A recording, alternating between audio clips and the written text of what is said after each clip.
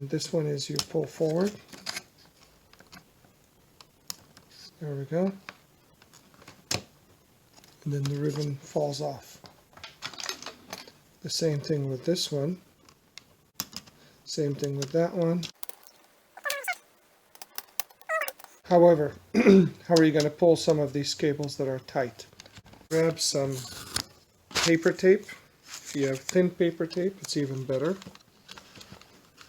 And tape it on the cable that you want to remove and pull it out like that.